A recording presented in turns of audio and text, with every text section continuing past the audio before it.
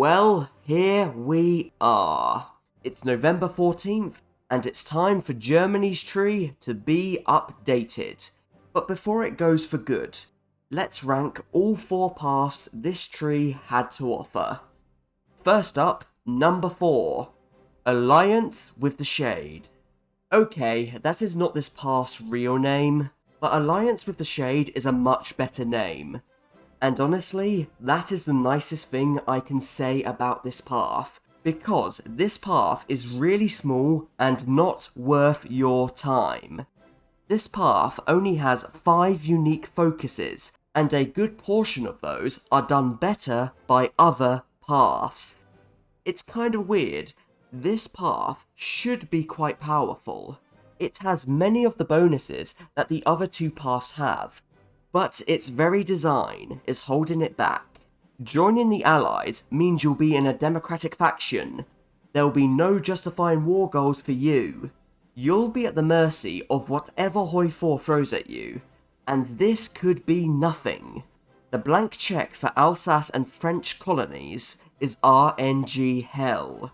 France will probably flip to communist, but France failing to do so is a known issue with this path. And if they don't, you're locked out with nothing to do. This is something the other monarchist path does better. Breaking the Anglo-French colonial hegemony and Schlieffen once more are RNG free. However, this path does have an ace in the hole. Victoria III and the Holy Roman Empire. But I still do not believe that this saves this path. This is not a HRE path. The HRE is an Easter egg. Nonetheless, it's the only thing people ever want to do with this path. And personally, that is the ultimate sign that this path is no good. The intended path is rarely ever played. Number 3, the Monarchy Compromise. Ah yes, the old man's path. Because of ideology you are limited, but I think what it does is somewhat interesting. The main gameplay loop of this path is building the Central European Alliance and striking the Comintern. In reality, however, it's just 8 focuses that send requests to other countries to join the faction. You will get Austria for free thanks to an event, which is something, albeit not unique to this path, but then you have focuses like no Balkan communism and no Reds in Western Europe. 2 focuses that the benefits of are entirely out of your control. On historical, maybe Britain and France will flip communist, but that's at the mercy of the, if you go ahistorical as Germany, so will the AI RNG. On ahistorical, who knows? It could be many war goals or none again. But worst case scenario, your only enemy will be the Soviets. And once they're gone, game over. You'd think there'd be something to take Italy, Japan, or other non-democratic countries, but Hoi 4 says nope. There isn't even a decision to choose between a monarchy or a republic. I'm sure for our peers that is a disappointment. Is it biased of me to put this above Alliance with the Shade? Yep, it is. But I don't care for that path, while this one's greatest sin is being just a little bit boring. Number 2. Live from the Bunker. Rhineland. So, this is the historical path, and it does it okay. Most of the focuses do have a manpower or equipment requirement to unlock them, which I know is meant to slow a player down, but it works as a form of progression. You can't get any of the bonuses without doing a little bit of effort. But once the allies are defeated, the tree just stops. There are no further focuses to help you invade the Soviets, Americans, or anyone. And the only prizes you get are 2 extra cores, Strasbourg and Luxembourg. Oh, and an improved national spirit. You'd think Germany winning would give a better reward. The only other thing to talk about with this path is its alt history, which is just not good. The best thing here is obviously alliance with the USSR, although I think the changes coming to it will make it much more interesting. But what about the rest of the alt history focuses? Are they any good? Well, I'm sorry to say, but no. They're basically just befriending countries, befriending the Czechs, Poles, Turks, Swedes, Danes, Spanish, etc. You could use these focuses to help flip the country's ideology, but that is so slow. You'd be better off by puppeting, annexing, and releasing to do that. It's much faster. I also want to give special mention to how badly this path handles Yugoslavia. Hoi 4 actually has Order 25 in the game already, but doesn't use it properly. It only spawns if Yugoslavia is in the Axis. Paradox could have done much more to keep it historical, and because of this the invasion happens way too early. On top of all of this, you have Demand Slovenia, Ljubljana Awards, and Fate of Greece, which are total ahistorical fanfiction. They never happened, but Germany can get a load of extra land for free. So, swings and roundabouts?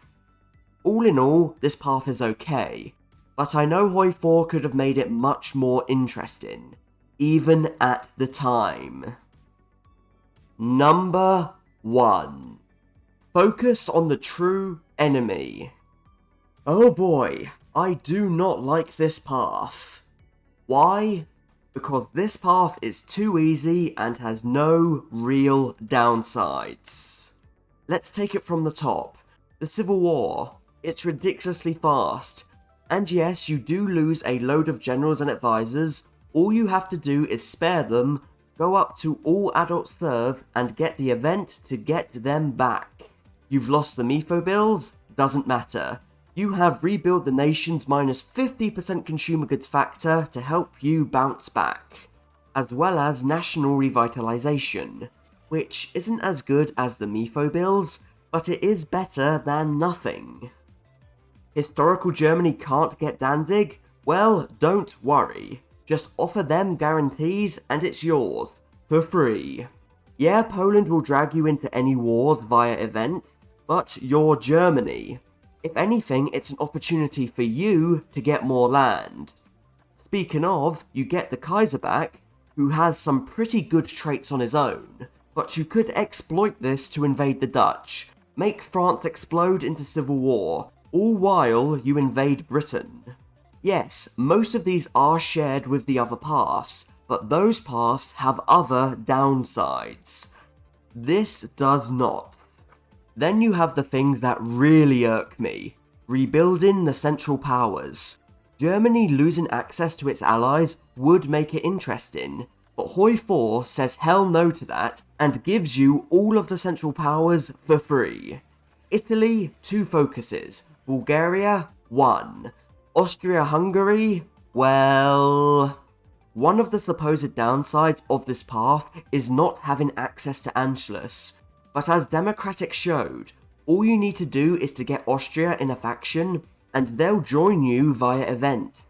You can do this in many ways, spike tension, justifying them before flipping, and so on. But if you know what you're doing, you can get the reunification of Austria-Hungary and the annexation of Austria at the same time. Sure, you don't get cores on all of it, but being able to do this is pretty ridiculous. They also make for a pretty good puppet. The big issue is how monotonous this is. If I am playing a historical and this path appears, I know what's going to happen. It's especially annoying when the Czechs or Italians are doing something interesting, but they get forced onto Wilhelm's wild ride. In theory, this path also has a downside of being unable to justify before 50% tension, but thanks to smashing Anglo-French hegemony, it doesn't matter. In fact, thanks to the lack of tension, you could get Belgium for free, take over France, take their fleet, and invade the UK. These focuses don't even have the manpower or equipment requirements of historical. You can just rush down and get them whenever you like. This path does have some other focuses. A place in the sun is whatever. Pride of modern Germany is acceptable, It gives a nice national spirit, albeit one I don't use that much. Schlieffen once more is redundant, but fine. Really, the only other focus that is kind of annoying is prepare for the next naval blockade. It's another consumer goods reduction. But considering it's only minus 15% and the other nerfs that CG's got, I can overlook it. I won't lie to you guys, what does annoy me is how the Soviet ahistorical tree is so bad by comparison. It's much slower and has much more risk/reward. Yes, it's not this tree's fault. Yet every time I play them, I'm reminded of all the hoops the Soviets have to jump through. Meanwhile, Germany has the biggest silver spoon in Hoi 4. And I know, Germany is Hoi 4's main character. That's fine for historical. That has to be that way. But this is ahistorical. It does not. And yes, a lot of this was intentional by Paradox. But that doesn't make it okay. Paradox should have done much more to make this path more unique. Because right now, this does everything historical does, but it does it so much better. However, I know that for many people, this is why they like this path. It's very replayable, and being overpowered does have its moments.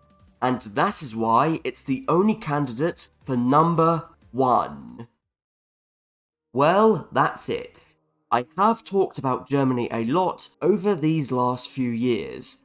However, it's time for the new tree. But just like how de Gaulle described Pétain, this tree was many things, but I could never call it mediocre. So until next time everybody, I thank you for watching, do hope you've enjoyed it, and until we meet again, from me, Bubbles Zest. Goodbye.